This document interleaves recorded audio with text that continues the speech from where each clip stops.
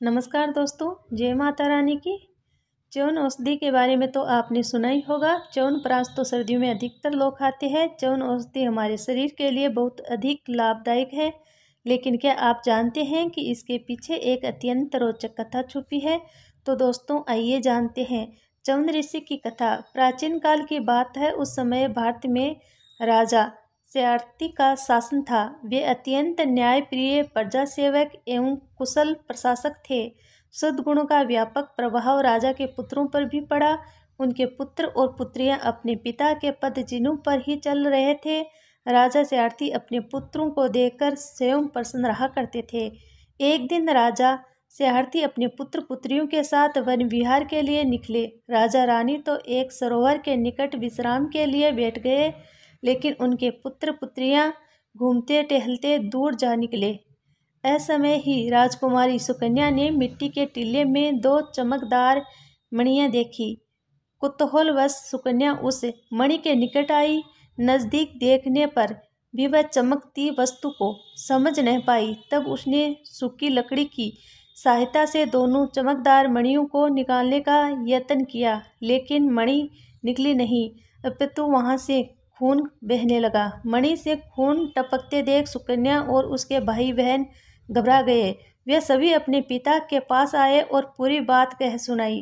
महाराज सयार्थी अपनी पत्नी के साथ उस स्थान पर पहुंचे और देखते हुए दुखी मन से बोले, बेटी तुमने बड़ा पाप कर डाला। ये च्यवन ऋषि है जिनकी तुमने आंख फोड़ दी है।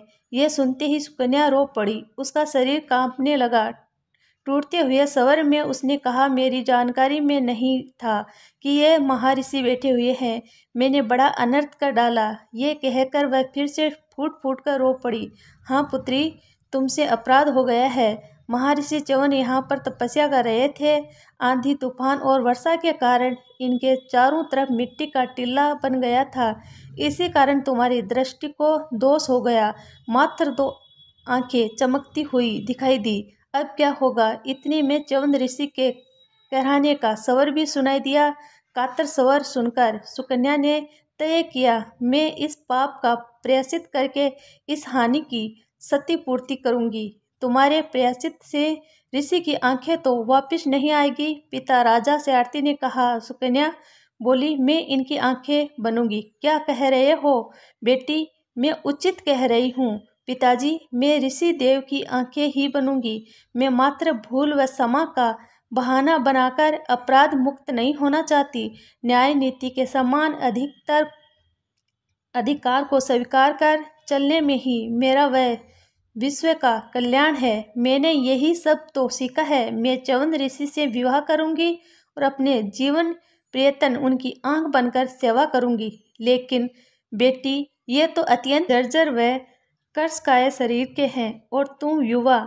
राजा सयार्थी ने कहा। सुकन्या बोली, पूज्य पिताजी, यहाँ पात्रता और योग्यता का प्रश्न नहीं है।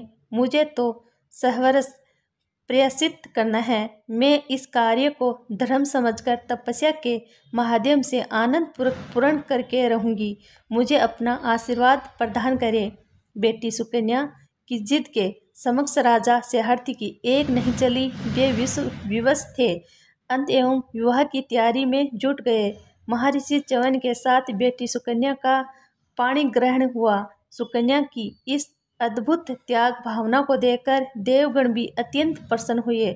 सुकन्या की कम वायु को देखकर देवताओं ने च्यवन ऋषि को एक औषधि बताई, जिसे च्यवन ऋषि ने उपभोग किया और वे विवाह हो गए। उस औषधि का नाम बाद में च्यवन हुआ, जिसे आज लोग शक्ति, चेतना व स्वास्थ्य लाभ के लिए ग्रहण करते हैं। प्रायश्चित व सेवा भावना के कारण सुकन्या का नाम च्यवन ऋषि ने मंगला रख दिया। वह आज भी अपने गुणों के कारण नारी जगत में वंदनीय व पूजनीय है। जय श्री कृष्ण। दोस्तों, आपको ये जानकारी कैसी लगी?